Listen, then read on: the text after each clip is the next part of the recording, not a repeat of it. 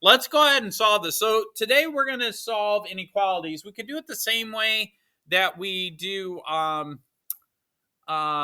We could do it the same way that we solved absolute value equations, except with the inequalities. Because of the inequalities, we're going to have a set of solutions. So somewhere in your notes, put set of solutions. And that just means that you couldn't have more than one solution. By the way, whenever I write SOLNS, that means solutions. Okay.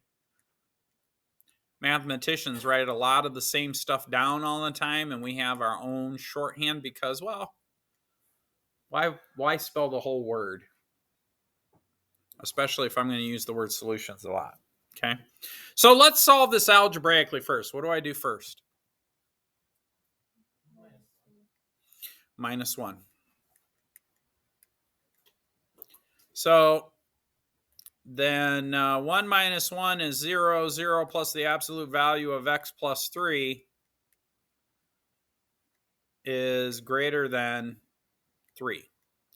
Now, this one's a tough one. We're going to do the positive and negative thing again like we did with the equations, but because of the inequality, we flip the negative. We flip the symbol for the negative. And so this is where it gets a little weird. And in this particular case, this will probably be what we call a union. So the first one's easy because I'm just going to say x plus 3 is greater than 3. So that first one is easy. You just write it as you see it and get rid of the absolute value brackets. On the second one, it's a little different. I'm going to say x plus 3 is less than negative 3. Okay. Do you guys have calculators? You might want to grab a calculator. We're going to graph this. Sorry, I should have passed them up before we got started. So while you guys are getting your calculators, and so what we're going to do is we are going to double check our work in the calculator, but I want to make sure that you guys are doing the algebra. So the beauty of these graphing calculators, can it get us the answers? Yes, but it also helps us to double check our work, and that's what we really want. So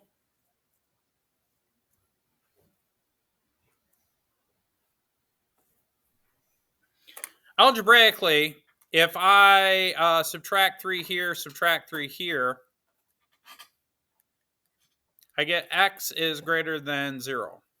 If I subtract 3 here, subtract 3 here, I get x is less than negative 6.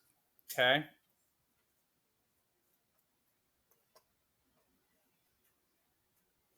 And now you're probably saying, well, how do I figure that out, Mr. Adams? Well, let's graph it. So the first thing I'm going to do is let's go on our graphing calculator, clear out the graph, and then we're going to do the left-hand side of the inequality. So we're going to hit math, go to the number menu, choose absolute value, x, what was that? Plus 3. And then outside the absolute value brackets, we're going to say plus 1.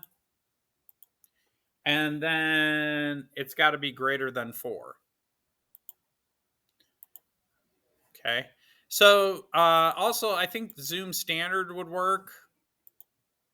And there we have it.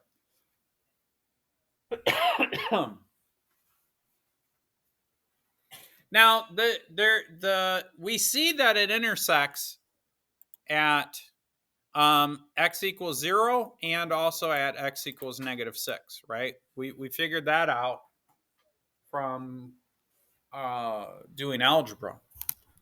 But now we have to determine what is the solution set. So we need to shade somewhere. So for inequalities, to determine the solution set, we got to look at the original. It says all of this stuff is greater than 4, right? So in your notes, circle this part here where it says greater than 4, okay? And then on your graphing calculator, go back to y equals.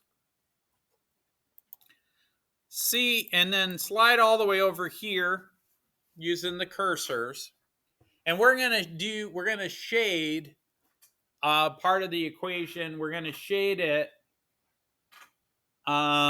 using the calculator. So if you hit enter and go down to the line, we're going to tell it we want to do an inequality. Now, greater than, think of y. Think of the y-axis. Greater than is shading above the line. So this is greater than. Now, I don't know what mnemonic device you need to help you remember that. I think of it as being like a greater than symbol, sort of. But that's greater than. Or you could think above the line. So there's a line. So in other words, when I go back here, this is what the line looks like. And if I were to shade above that line, it would look like this. Less than would be the next one. That would be below the line. But the inequality says greater than. And so I'm going to do that and hit graph. And so what it does is it shades above the line. Now the tricky part to this, and I'm going to take a screenshot of that. Are you guys able to get a graph that looks like this? Yes? No? Anybody have an issue getting a graph like that? All right. So now the tricky part to this is we got to figure out how, because it's a solution set, right? We said that we're doing a solution set. So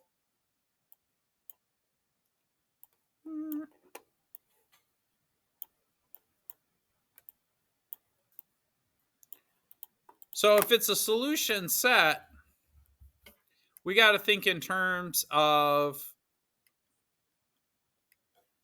X and Y. So right here, this is shaded here. So I go down and I think of the x-axis, and I'm not including anything because, and this occurs at -6, but I'm shading everything this way, right? Everything to the left. And then over here, this occurs at x equals 0, and I'm shading everything over here. So this would be everything to the right.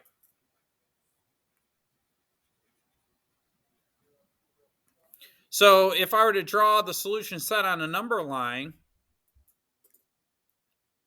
I would have -6 here, 0 here. I could do an open circle. Has to be open. At 6 and an open circle at 0.